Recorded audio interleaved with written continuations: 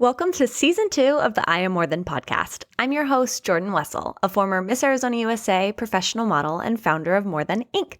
Our first guest of the season has been a huge role model of mine. I admire her hustle and her unique outlook on health and wellness. She's an entrepreneur, a health and wellness expert, a celebrity trainer, and the founder of the Sculpt Society. In this episode, she opens up about creating a community that's inclusive with a focus on feeling good over weight loss. Her perspective on living healthy is refreshing, inspiring, and unique. I'm honored to introduce you to the one and only Megan Roup.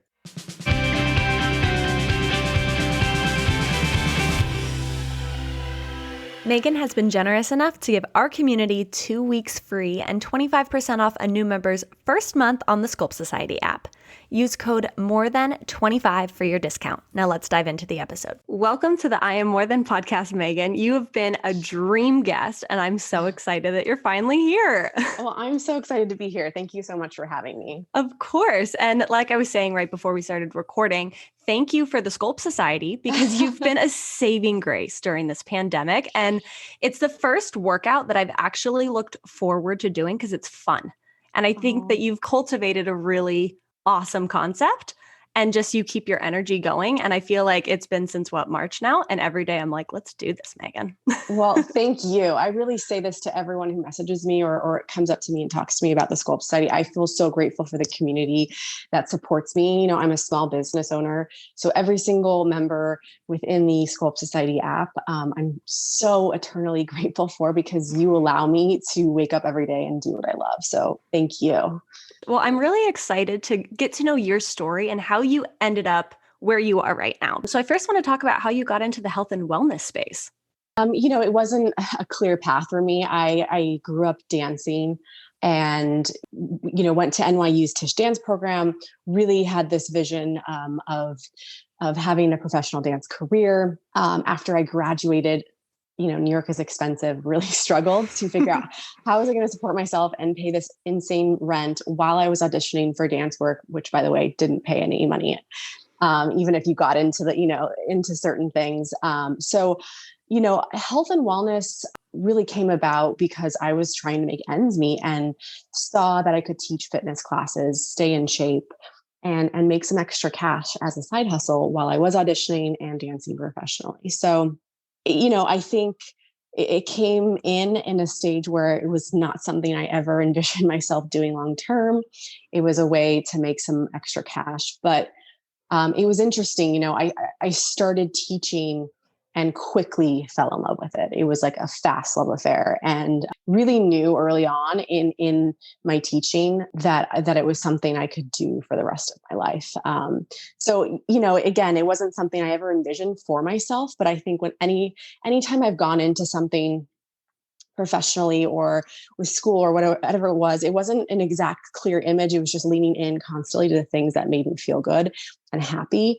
And so I think the more I allowed myself to enjoy teaching, I could see a potential for a longer career in it. That's awesome. There's that quote that if you do what you love, you never work a day in your life. And it's really cool that you've been able to do that in creating your own community. And I think one thing that I find so unique and incredible about you is that being a health and wellness professional, I've never heard you talk about working out to lose weight. I've never heard you talk about a specific diet.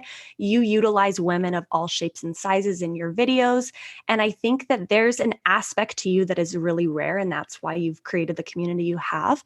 And I'm sure there's a backstory to that as to why you're able to connect with people in that way. And I'd love to kind of know what your experience was like. Yeah, I was really intentional when, I decided I was teaching fitness for 6.5 years and finally decided to launch the Sculpt Society, my own company 3.5 years ago, and launched the app a year ago. So I was really intentional with what that vision was and how I was going to talk to women in my community about fitness and their bodies, because I've been there. I've been in a place where I've been really uncomfortable in my own skin, in my own body, in my own thoughts.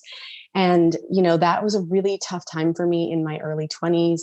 I yo-yo dieted, I binged, I have done every diet you can imagine. And I just know what it feels like to be in a really dark place within yourself and in your body and almost feel really trapped.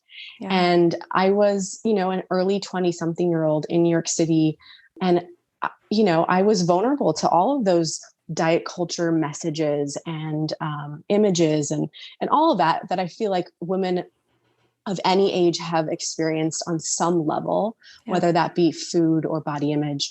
And I feel like we've all been through that. So I've gone through that, and I just didn't want to perpetuate that in my own company. And I knew there were other ways to do it in a much healthier way.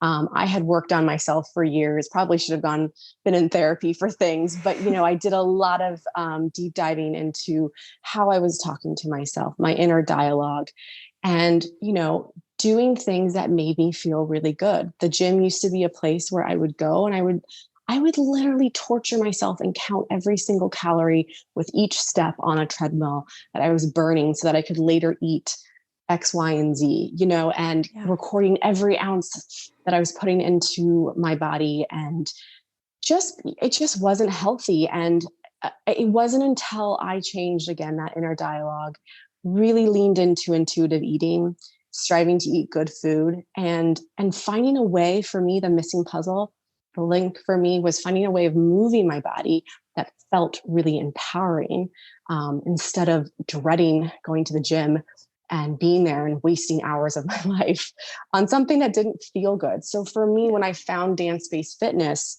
it was like opening up, a treasure chest of all of these good feelings and vibes and how I wanted to feel in my body. And it wasn't a way of torturing.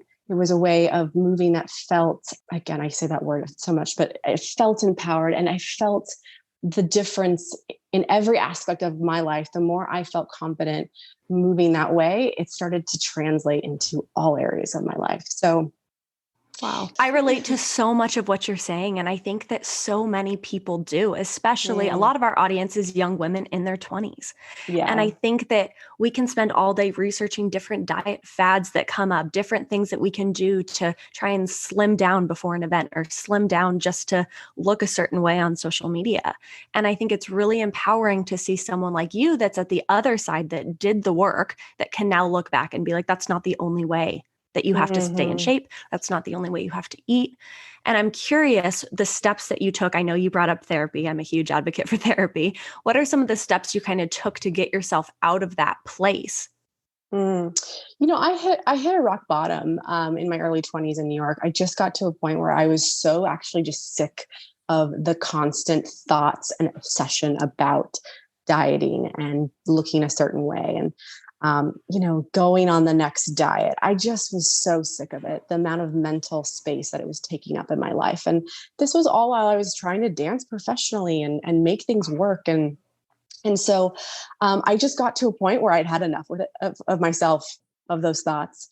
And then I read a book called Women, Food, and God by Janine Roth. I talk about it all the time. I actually got a chance to interview her on I an saw Instagram that. live. I mean, I was like shaking. I was so nervous. And her book really changed my life. Again, if I could go back, I would have put myself in some therapy. I think that would have probably sped up my recovery process with loving myself a little more and getting Yeah. into the groove that I am now. But I had read that book. She really opened my eyes to the fact that it's never about the food. It's never about being thin. Getting to the core issues of what it actually is. And then she really opened my eyes to what intuitive eating was. That we could really trust ourselves around food. Your body is giving you hunger cues. A hunger cue is not bad. Being hungry is not bad. Um, and just, I think that book allowed me to heal and, again, lean into trusting myself around food again, and knowing that my body was going to tell me what I needed. And so that was like the start of it. I think I really dove deep into changing my internal dialogue, that conversation I was having over and over again. Huge. Such a huge process. And I Huge. know a lot of people can hear that and think it sounds really woohoo. And if you told me that in my early 20s, I probably would have said the same thing. But the strength and the power in our own thoughts and the repetitive nature, we actually don't realize how often those thoughts are cycling through our brain. So being able to change that really really catapulted my change in how I viewed myself and my body image. Wow. And it takes work. Like you said, Oh, we don't even, trust me. it's always a work in progress. I wake up sometimes, and I mean, not sometimes, every day I catch my negative self-talk. And the difference is now I catch it, I change the conversation. I kind of give that thought a little bit of a bitch slap and be like, nope, not today, lady. We're not going there, and like, you actually have to talk back to those thoughts and know that it's all BS. I love that. And I hope everybody like rewinds and listens to that again, because I think for some reason, people assume that once you become confident, it's like a place that you arrive and then you just stay there. Right. And I've never met a confident woman that doesn't have insecurities. I think the two go hand in hand. Yeah. And our negative self-talk doesn't end, no matter how much you weigh, no matter what you look like it doesn't end. So I think that not only recognizing that and doing the work, and like you said, give it a little bitch slap and be like, no, not today. We're not going there. But I think that people, like you were saying, they think it's kind of like woohoo, that like you don't really need to be aware of what's going on in your mind, but it's the most powerful place that all of your habits stem from the way that you're thinking about yourself. Yeah. It's really big. It is huge. So do you think that when you read this book, you were at kind of your breaking point where you were ready and you were receptive for that information? And I've heard you talk a lot about intuitive eating. For people that don't know what that is, how would you kind of sum up what that looks like in your life? I think for me, of course, I am trying to always eat foods that make me feel good. Just like moving, I'm moving in a way that feels good. I'm eating in a way that feels good, but not coming from a place where it's like, I want that mac and cheese or I want that cookie. Listen, we all have those cravings and like honor them. But I think when you can actually get to a place where you're not depriving yourself so much and actually understanding what your body is actually craving, it's olive oil and whole grains and just real unprocessed food. So I'm, of course, always striving to eat that way because I know when I am eating that way, I feel more energized. But at the same time, if I'm going out to dinner, last night I went out to dinner with girlfriends. I had, a pizza and a side salad, and I enjoyed it. And I didn't have any shame or guilt because I enjoyed it and I moved on. And I think intuitive eating, when it comes down to it, is again, it's trusting yourself. For me, trusting myself around food and knowing that my body will tell me when I'm full and when I'm hungry. And I think if you are in that diet culture, in that diet mindset, oftentimes you push down those feelings and it's like, well, I haven't had pizza in 5 months, so I'm going to have 2. And, your body's telling you after 4 slices that it's full, but you're in that deprivation mode and you're not actually cued into what your body is feeling. It's been quote unquote deprived of that food. And you think that that's all you want. So I think when it comes down to it, it's just so much more simple than people realize. And I'm constantly asked, my number one thing I'm asked about is what I eat. And it's really frustrating for me because I think people think if I tell them exactly what I am eating, it's going to be a magic combination of foods and that's going to work for them. And I think people are constantly just looking for that quick fix, just like I was when I was uncomfortable in my own body in my early 20s. I would research what everyone's celebrity's diet was or whatever it was and what they were eating. What did they know that I didn't know?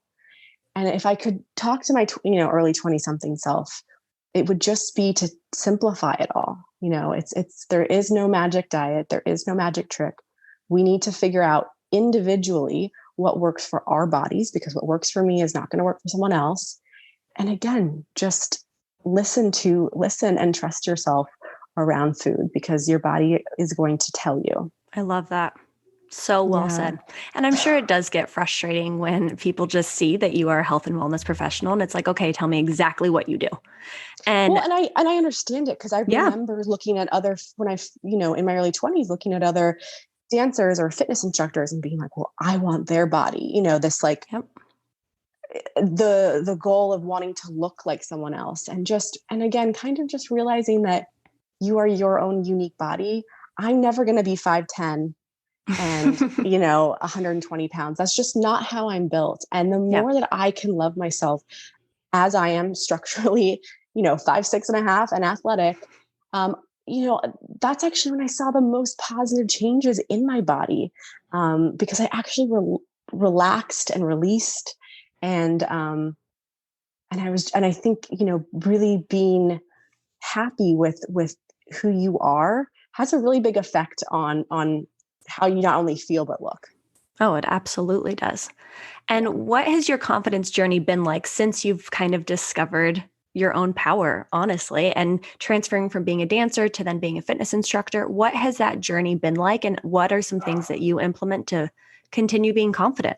I think I'm still new to meditation in the sense that I've really only been meditating probably for about 4 years.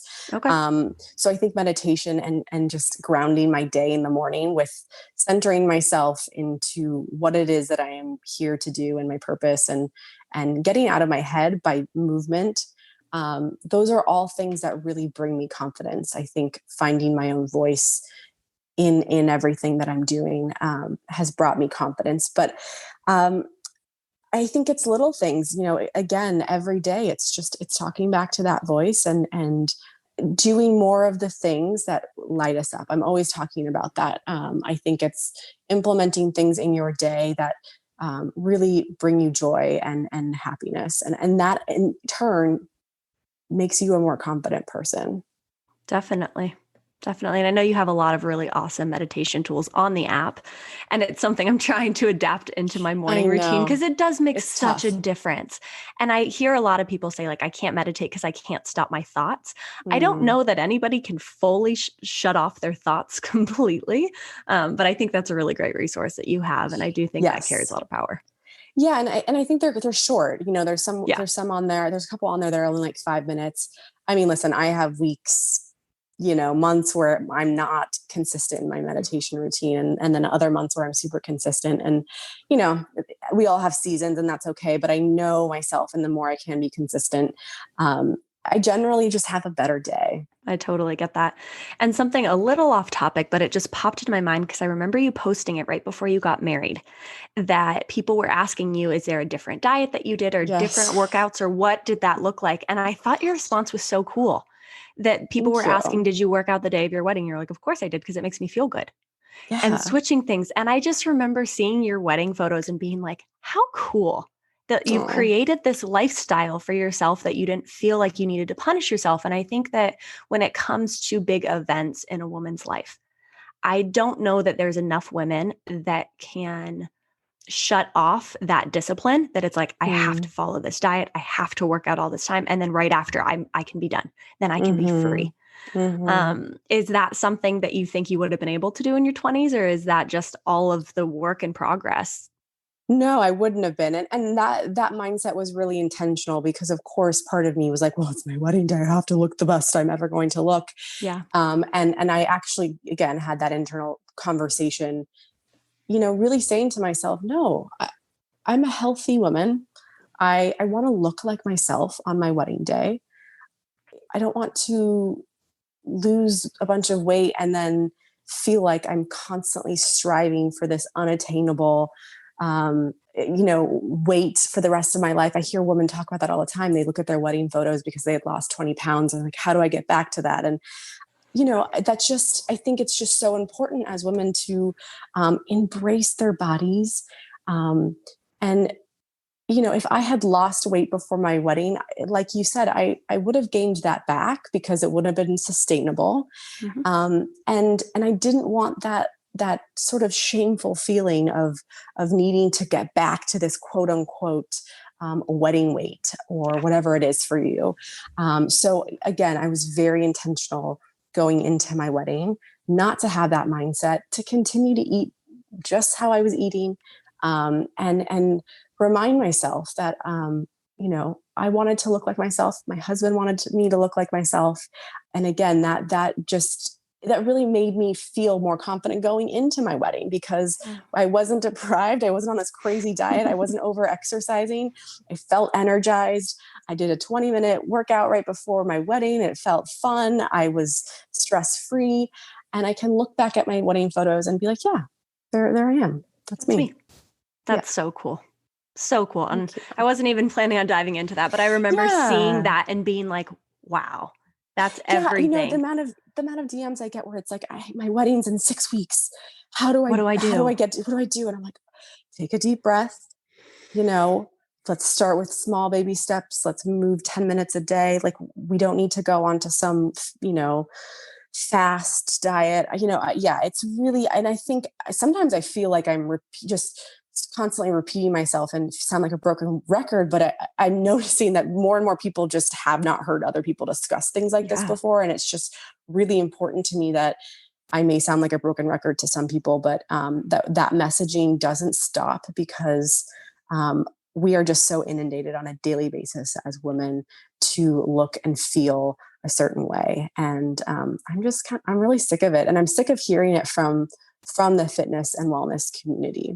Absolutely. I think that's one reason why I was so passionate about bringing you on, especially because I created More Than to be a very vulnerable space where women can actually learn from one another and talk about the shit that actually matters. I want to talk about mental health and wellness and body image and confidence and stuff that we don't talk about very often, because it's really isolating when you think that you're the only one having body image struggles.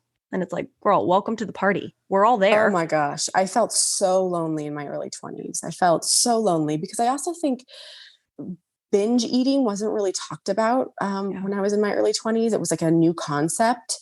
And I just felt so alone. Like I was a crazy person. Like I was yo-yo dieting and then binging for like 3 days. And the amount of just isolation and shame I felt around it. Whereas if I had heard a podcast like yours, or, had just could relate to anyone else that was going through it, I would have felt so much more, at least just not alone. Yeah. And I don't want to say that we want to normalize it, because I'm hoping that in the next generation of women, they can hear this and they know that there's help available to them. But at the same time, I don't know many women that didn't struggle with a form of an eating disorder, and they did it completely by themselves.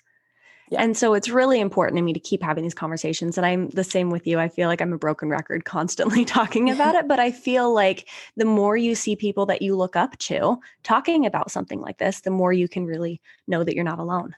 So thank you for being so open about that. And I know mental health is a huge aspect that comes with health and wellness. It's just another component. What are some things that you're doing in a day just to make sure that you're in a good mental health space? Yeah. I think meditation's huge for mental health. And then for me, it's movement. Movement is my moving meditation. I talk about this all the time, but I feel so different after I've moved my body. I mean, night and day, and it's something just so integral. And then, even on rest days, I think getting outside for me is huge. I noticed that especially during COVID, when you're living in New York City, you're running around all day, and, you're normally outside even when it's cold. And I think, during COVID, I really had to force myself just to go outside for a small walk, even if it was for 10 or 15 minutes. And I noticed a big mental shift. I think talking to friends and family during COVID, just making sure, I think mental health in general, really important during COVID. It's a little bit more heightened, that we are implementing those small things, just so that we don't feel so isolated and alone. But those are like my go-tos. Are there days, right? Which really is so underrated. It's so underrated. Are there days that you're like, oh, I really don't want to move today? And how do you motivate yourself? Is it because you know that after feeling? Yeah. I mean, to be honest, and I've been talking about this I go live on the app a couple times a week, but I've been like recently definitely in a workout funk. And I think it's really important as a fitness instructor and owner that I talk about that, because you would never think that I would be in a funk around working out. Exercise. Exercise. And I think it's so important that I do talk about it. I think a lot's been going on. The season, it's getting cold here in New York City. We're feeling a little burnt out. So for me, I kind of tricked myself and my community by coming out with a quickie program. And I was like, okay, guys, we're going to do 10 minutes a day for, the next 4 weeks. And for me, yes, it's because I know if we can trick ourselves, meaning like I'm burnt out of like the idea of doing a 45-minute workout every day. Totally. It's just like can be overwhelming. Daunting. Yeah. but I know I'm like, oh, 10 minutes. Okay. I can commit We to can that. do anything for 10 We minutes. can do that. And then most of the time after that 10 minutes, you're probably going to want to do another video because you're re-energized, you're sweating, and all of those good endorphins are flowing. So yes, what do I do when it's really reminding myself how I'm going to feel after I work out. And then I have to say, I feel really lucky for the community on the Sculpt Study app because of those lives. I'm really held accountable to show up and work out. There have been multiple days where if those lives weren't happening, I wouldn't have worked out. So I'm really grateful that I'm held accountable. And I remind them all the time that, with my members that I feel so grateful to them. Yeah. And you started, so you were a professional dancer. And then how did you kind of transition into this almost celebrity trainer? I don't know if you identify well with that word, but you do have a lot of very high profile people that are featured both on the School Society app and with you on their platforms. How did that transition happen? Yeah. So I was side hustling in fashion. I was a fit model for 8 years, working with No designers on how way. clothing fit. Yeah. And then I was teaching fitness in the morning. Middle of the day, I'd go into fittings. And then I was dancing with the NBA. I was with the Brooklynettes for 2 years. And to be honest, it just got to a point where I had to pick between one of the three. Yeah. I was getting, working like 150-hour work weeks. And, I had just gotten to a point where I felt like I had checked off all of the boxes when it came to my dance career. I had, a brief stint with some theater. I'd done a tiny little company work with a modern dance company in New York. And then I had done the NBA. And I had just gotten to a point where I felt really proud of the work I had done in my dance career.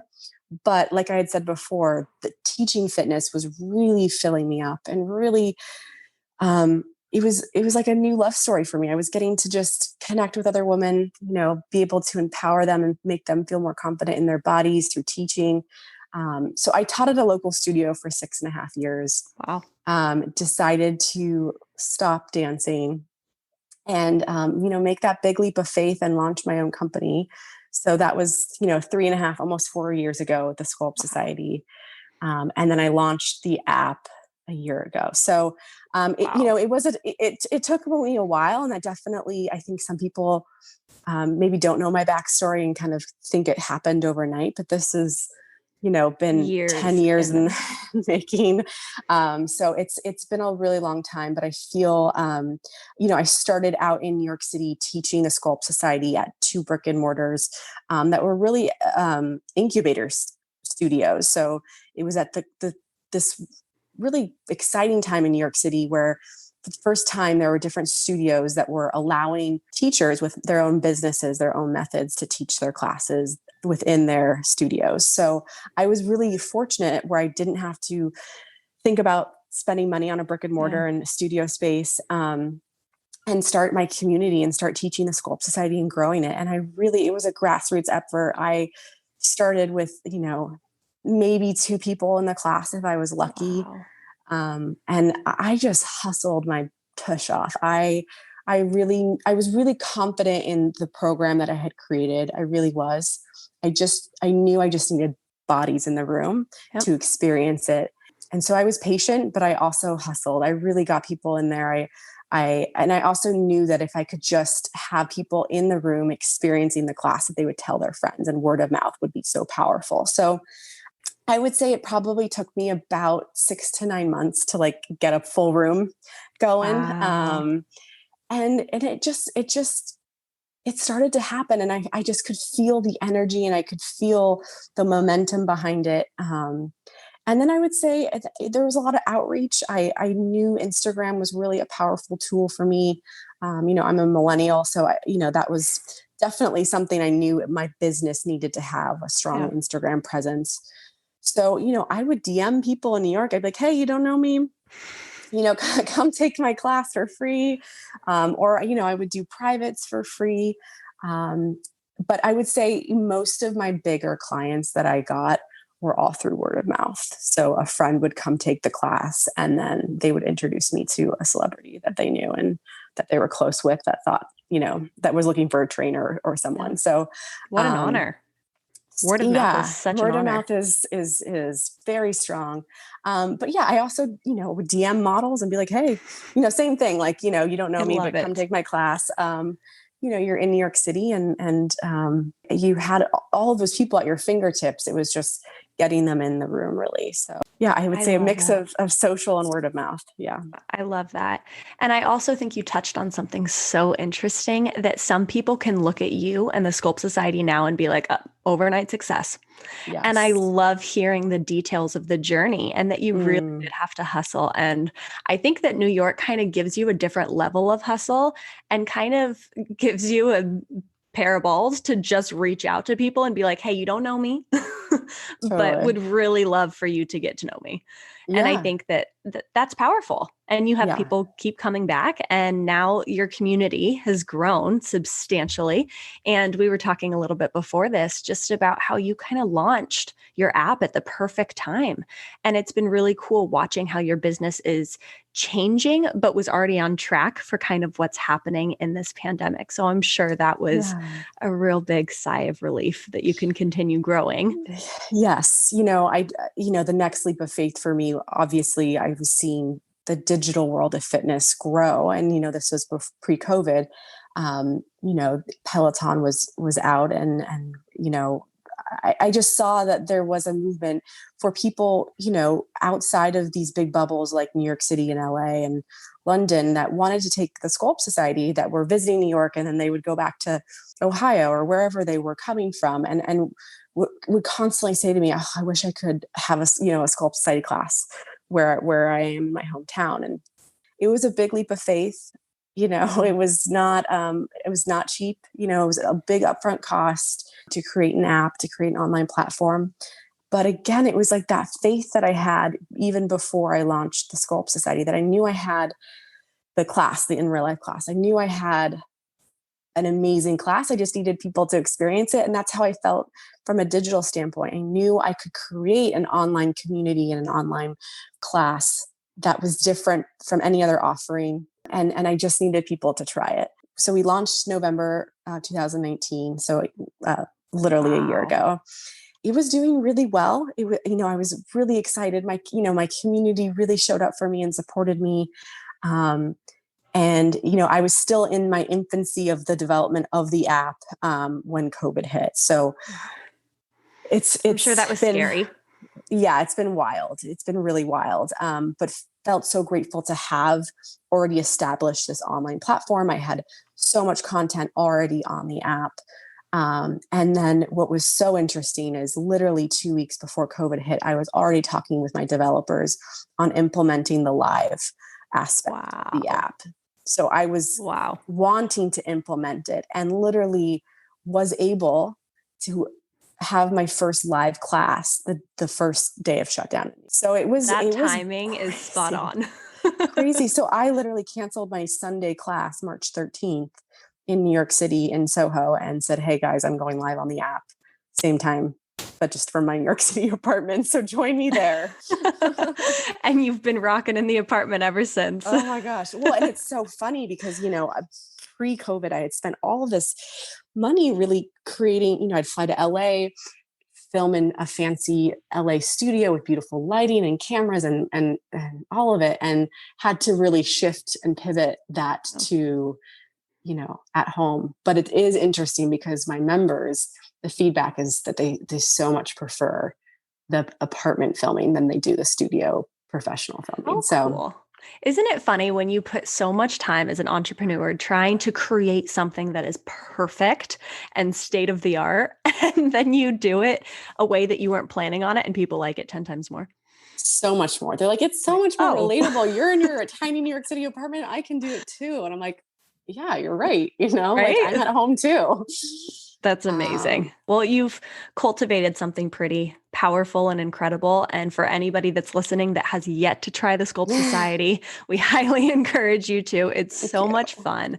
And I'm Thank just you. proud of you. I mean, I've known Thank you you for a so very short much. period of time and you're killing it. I really appreciate that support. Yeah, there's a 2 week free trial on the app if you're listening and want something. Yeah, like you said, really fun. That's really my emphasis, is to make moving feel fun and joyous, and the strength that comes behind that. I'm always talking about that in my classes, and I just want women to feel really confident in their own body. You're doing a really good job of it. Thank you. Really good job. Well, Megan, thank you for coming. I appreciate your time. Thank you so much. I appreciate it. Bye, guys. So there you have it. I hope you got just as much out of this episode as I did. If you're going to go check out the Sculpt Society app, make sure you use our discount, more than 25 for a discount. Remember, you are so much more than whatever label's been placed upon you. We'll see you next week.